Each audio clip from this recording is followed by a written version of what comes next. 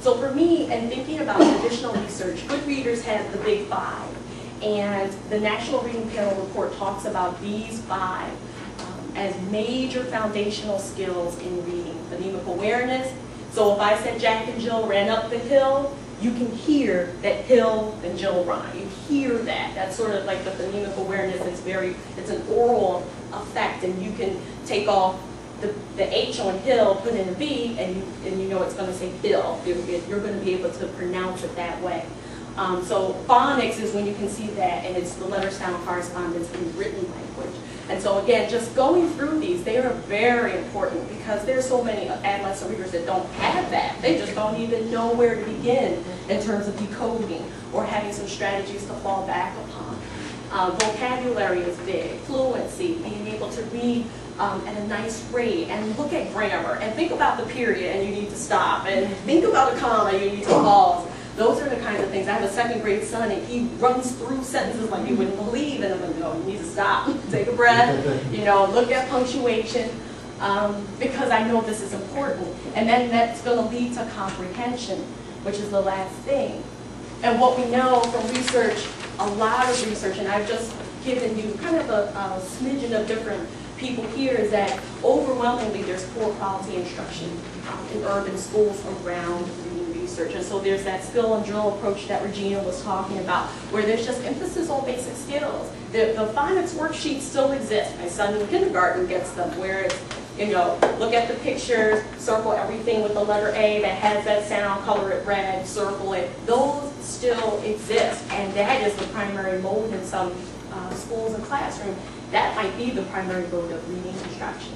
So there is that sense, and this whole thing around decreasing instructional time for students engaging in real reading, for me that says that some teachers are actually having such management problems with Bobby over here and this one out of their seat that it decreases the time they actually can teach.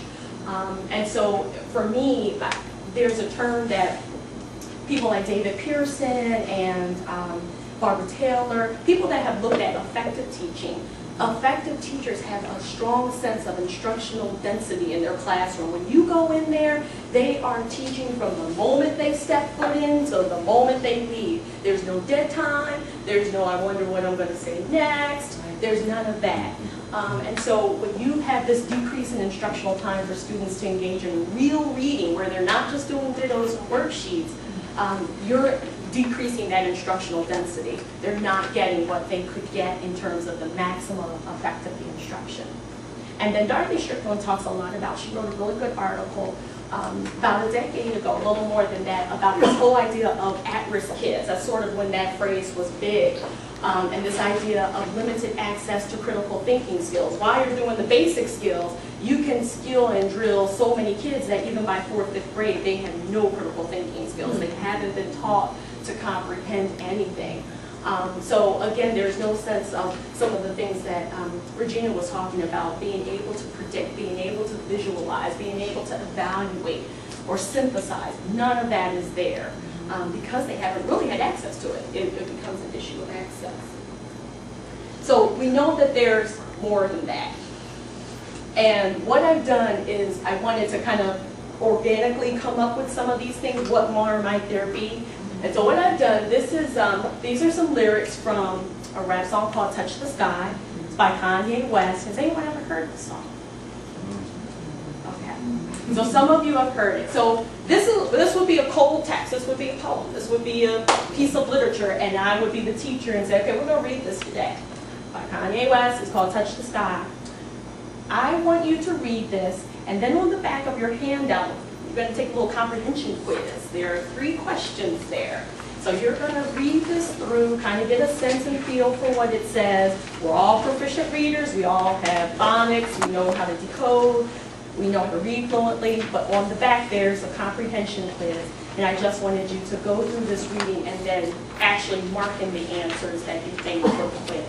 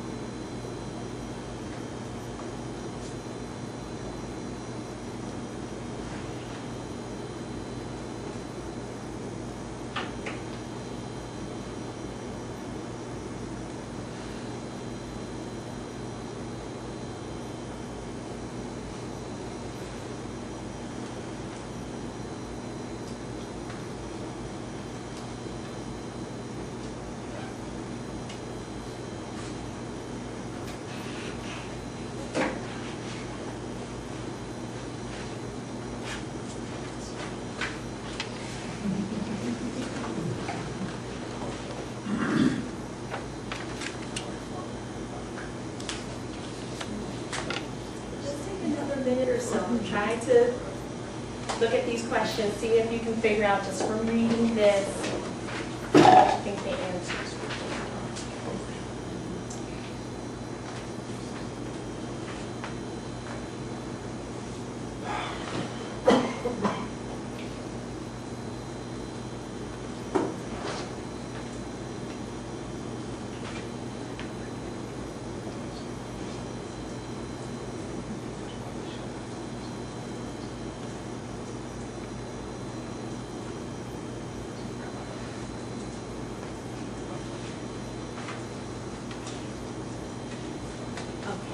So we're just going to go ahead, just kind of go over this and debrief a little bit. For question 1, in the underlined sentences, the first one, back when they thought pink polos were hurt the rock. The rock refers to A, Kanye's manhood, B, a tough neighborhood in Chicago, Kanye's hometown, or C, Rockefeller Records, the label that Kanye West eventually signed to. Want to take a guess? C. And how did you figure that out? I mean, you couldn't get that from context or anything here, so how did you know that? Well, I had to read beyond that. Mm-hmm. Reading beyond that, next to the lines gave me some idea that.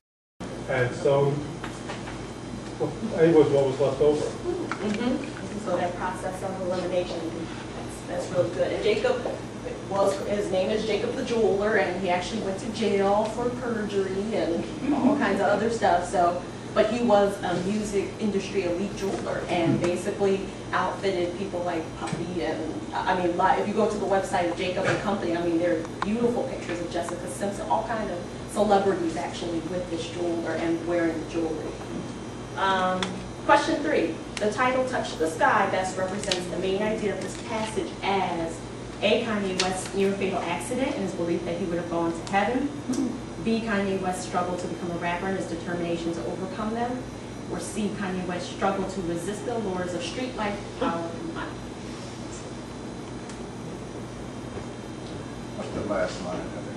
Oh, this says a hip-hop legend, I think. In an accident. Yeah. I think I might have died in an accident. I think that's what it says at the end, because this must be heaven. B, I think. It's big.